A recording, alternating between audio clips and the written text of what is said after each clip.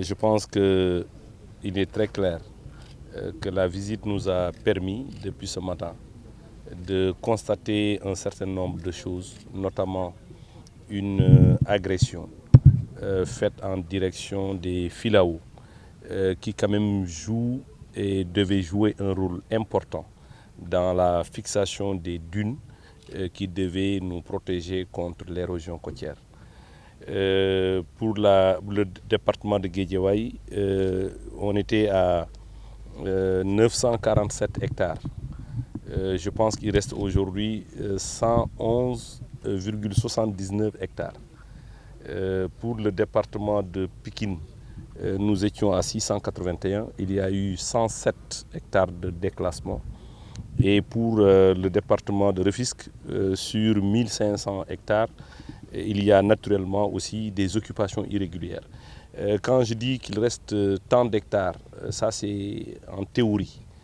Parce qu'aujourd'hui, nous avons constaté qu'il y a aussi bien dans le département de Pikine, dans le département de Guédiawaye et dans le département de Rufisque, des occupations irrégulières, des personnes qui sont venues s'installer dans la partie forêt classée. C'est la raison pour laquelle je vais lancer un appel aux maires et aux autorités qui sont dans l'instruction des dossiers domaniaux qu'on ne peut pas attribuer des parcelles dans des zones qui sont des zones classées. S'il n'y a pas de déclassement, il n'y a pas forcément la possibilité de venir s'installer, que ce soit à titre précaire ou à titre sans autorisation.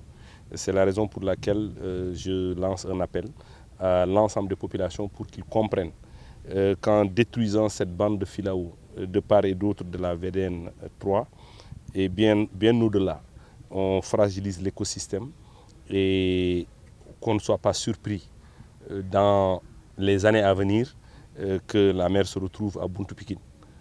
Ça, ce n'est pas une projection pessimiste, mais nous avons vu ce qui se passe au niveau de la corniche Est. Aujourd'hui, nous avions une chance inouïe. Ces Filao étaient implantés depuis 1950 et avaient joué un rôle important quant à la fixation des dunes, qui devait jouer également un rôle de barrière et un rôle qui devait permettre d'empêcher la mer d'avancer vers le continent et vers les populations. Aujourd'hui, il est quand même dommage de constater qu'il y a deux phénomènes. Le premier phénomène, c'est un phénomène lié à des questions économiques, des questions sociales. C'est des gens qui viennent s'installer, c'est des gens qui viennent extraire du sable. Je pense que des actions ont été déjà entreprises depuis longtemps avec les autorités, mais également avec l'ensemble des services qui sont chargés de la protection. Ce que nous retenons, nous allons redoubler de vigilance. Juste nous sommes à Guédiawaye, nous avons vu que dans la commune de Golfe Sud, il y a quand même aussi des empiètements, il y a des occupations irrégulières. Dans la commune de, je pense, de Sam Notaire, il y a également des empiètements, il y a des occupations irrégulières.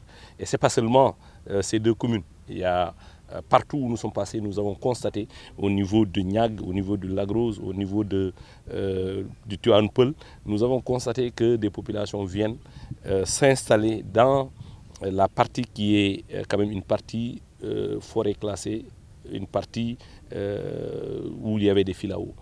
Je pense qu'il faut que les populations comprennent, encore une fois de plus, que si on détruit cette bande de Filao, on fragilise l'écosystème et on met le pays, on met Dakar en danger. C'est la raison pour laquelle, dans les jours à venir, comme nous avons fait avec Technopole, nous allons ériger une brigade qui va renforcer la surveillance dans toute cette bande, notamment allant de Guédiawaye jusque dans le département de Rufisque.